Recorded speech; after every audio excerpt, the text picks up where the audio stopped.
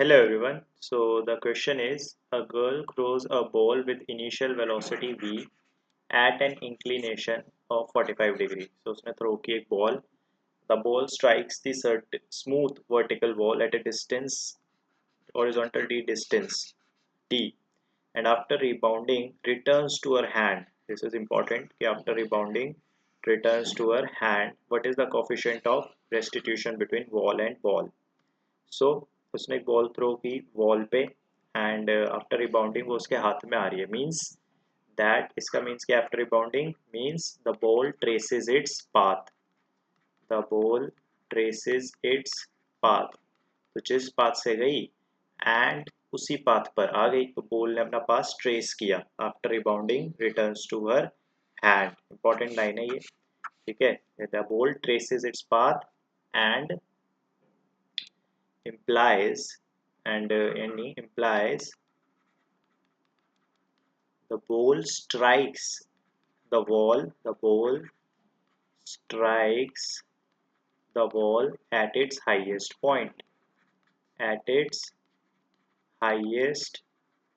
point of trajectory तो जो भी उसकी ट्रेजेक्ट्री होगी उसके हाईएस्ट पॉइंट पे स्ट्राइक करेगी इट्स ओनली पॉसिबल ठीक है क्योंकि जब रिबाउंड होके वो वापस आएगी तो वॉल से टकराएगी जैसे ये हमारा वॉल है लेट्स से तो ओनली पॉसिबल केस जब वो अपना पाथ रिट्रेस करेगी ठीक है तो यहाँ से हमने सो ओनली पॉसिबल केसेस जब वो अपने हाईएस्ट पॉइंट पे होगी ठीक है ये इसका हाईएस्ट पॉइंट होना चाहिए इसका फिर से थोड़ा सा सही बना देता हूँ इस ये हाईएस्ट ट्रेजेक्टरी वाला पॉइंट होगा इस हाईएस्ट पॉइंट पर ये क्यों करेगी बिकॉज यहाँ पर जो होगा इसका y कंपोनेंट जीरो हो जाता है वेलोसिटी का ठीक है तो यहाँ पर क्या होगा अगर इस टाइम जस्ट बिफोर कोलिजन इसके पास x कंपोनेंट ही होगा और कोलिजन के बाद यही कंपोनेंट पीछे की ओर हो जाएगा और ये फिर से अपना पाथ ट्रेस कर लेगी ठीक है अदरवाइज ये ट्रेस नहीं कर पाएगा अगर और किसी हाइट पर this should be its maximum height पर ही ये कोलाइड करेगी हाईएस्ट पॉइंट पर ही तभी वो अपना पाथ ट्रेस कर पाएगी ठीक है बिकॉज इसका जस्ट बिफोर कोलिजन एक ही कंपोनेंट होगा ठीक है इतना हमें समझ आ रहा है ऑल राइट तो हम यहाँ पे देखें तो यहाँ पे हमें इसकी वेलोसिटी दी हुई है v तो इनिशियल वेलोसिटी v सो v दिया हुआ है हमें 45 बनाया हुआ है तो यहाँ पे जो वेलोसिटी आएगी वो कितनी आएगी v cos 45 and that is v cos 45 is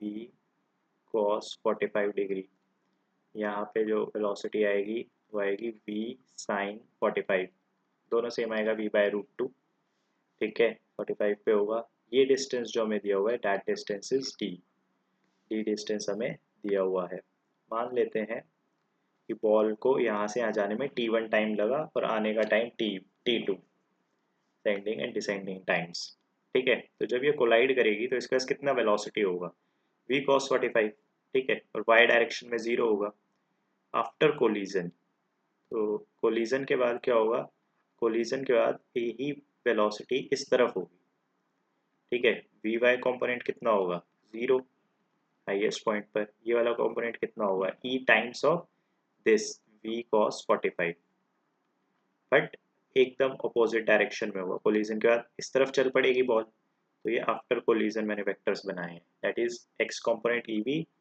and this तो हाईएस्ट पॉइंट पर ये होगा ठीक है हाईएस्ट पॉइंट पर ev cos 45 is e v by root two ठीक है ये v बाय रूट टू ये v बाय रूट टू तो आप देखें y डायरेक्शन में अगर हम y डायरेक्शन में बोलें तो उसकी initial velocity v by root two थी और फाइनली हो गई v by is equal to 0 ठीक है so we can use this v by is equal to u y plus 2ay into T one तो हम टाइम कैलकुलेट कर सकते हैं कितना टाइम इसे यहाँ से यहाँ जाने में लगा ठीक है वो टाइम हम कैलकुलेट कर सकते हैं ठीक है एंड t1 को हम क्या लिख सकते हैं t1 इज ये डिस्टेंस ट्रेवल किया x कंपोनेंट की अगर हम इक्वेशन लिखें और v बाय रूट टू तो कांस्टेंट थी तो distance by v by root two ठीक है और सेकेंड इक्वेशन हमारे पास ये आती है that is v by is 0 uy is v by root 2 ay is minus g तो -2g इंटू T1।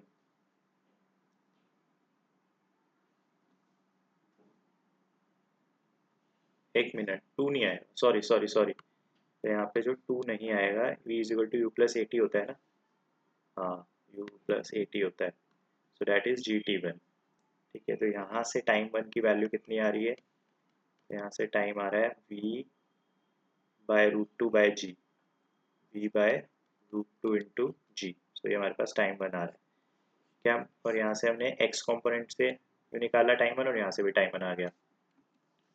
सो ये दोनों सेम है, बट इनसे इक्वेट करने से कुछ नहीं मिलेगा। We have to equate the total time.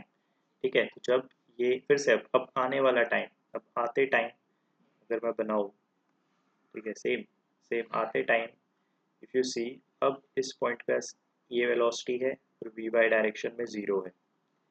We Y is zero ascending, T2 time की बात कर रहा हूँ मैं, और इस टाइप वेलोसिटी है EV/√2। ठीक है, so it will trace it path. ठीक है, वो अपना पाथ ट्रेस करेगा और यहीं पे आ जाएगा। उसकी एक्स में वेलोसिटी चेंज नहीं होगी, ये तो यही रहेगी फाइनल v/√2, बट वाई में चेंज हो जाएगी। ठीक है, वाई डायरेक्शन में, वाई डायरेक्शन उसका कहाँ पे वेलोसिटी होगी, नीचे या ऊपर? नीचे होगी ऑब्वियसली वेलोसिटी। ठीक है, नीचे होगी। ये वी वाई यहाँ पे नहीं, ऊपर नहीं आएगा, ये वी वाई नीचे बनेगा ज़ीरो। तो यहाँ पे उसके पास कुछ वी वाई वेलोसिटी होगी। ठीक है, एक्स में चेंज नहीं हो रही, फिर वही डिस्टेंस डी ट्रैवल कर रहे हैं, तो यहाँ पे मैं लिख सकता हूँ time 2 is equal to distance over EV/√2। ठीक है, सो एक्स कॉम्पोनेंट से तो मेरे पास ये वेलोसिटी टाइम 2 का एक्सप्रेशन आ गया। और y निकालने के लिए फिर से वही यूज़ कर लेंगे, that is Vy is equal to uy plus ay into T2। So Vy is final जो हमें कैलकुलेट करना है। ठीक है, एंड uy इज ज़ीरो, तो uy जो है ये हो जाएगा अब uy। ठीक है, uy तो ये हो गया ना, uy is zero, that is this g plus आएगा, that is Vy is equal to, तो Vy की वैल्यू क्या हो जाएगी यहाँ से, ज़ीरो जी, तो वो जो यहाँ पे है वही हो जाएगी, बस डायरेक्शन चेंज हो जाएगी, दैट इज V/√2। ठीक है, V/√2 is equal to G into T2। तो यहाँ से T2 का एक्सप्रेशन आ गया, दैट इज V/√2g। सेम आ रहा है, देखो टाइम 1 और टाइम 2 सेम आ रहा है, आने भी चाहिए थे दोनों टाइम। ये हमें पता ही था, पैराबोलिक जब हम पढ़ते थे तो हम देखते थे सेम टाइम ही लगता आने जाने में। सो T1 अगर इन दोनों टाइम्स को सम करें और इन दोनों टाइम्स के इक्वेट कर दें तो सेम आना चाहिए। बस हम यही करेंगे। तो नेक्स्ट शीट पे we are doing this, right. So यहाँ पे इक्वेट करेंगे, that is time 1 plus time 2 is V/√2। अब देखें यहाँ पे V/√2g, V/√2g, 2V/√2g, 2V/√2g is equal to, equate those times, ये टाइम हमने x डायरेक्शन को इक्वेट करके निकाला था, d/V/√2, d/V/√2, and E multiply हो जाएगा यहाँ पे √2 प्लस d/EV/√2। तो इन्हें इक्वेट करके e की वैल्यू हमें यहाँ से कैलकुलेट करनी है। इसे √2 से मल्टीप्लाई करते हैं इस इक्वेशन को, यहाँ भी √2 से मल्टीप्लाई कर दें, तो ये √2 से √2 कैंसिल, इस √2 और √2 से 2 बन जाएगा ये, और ये 2 से ये कैंसिल्स हो जाएंगे सारे। ठीक है, तो V/G is equal to D/V plus D/EV, तो ये आ जाएगा। तो you can say D/V 1 plus 1/E, multiply करें वहाँ पे तो क्या आएगा, V² is equal to 1 plus 1/E, and 1/E, that gives 1/E is equal to V² minus 1, V² minus GD over GD, that is 1/E, so E is GD over V² minus GD। so ये हमारा coefficient of restitution, that is option number B। option number B is our correct answer। Thank you।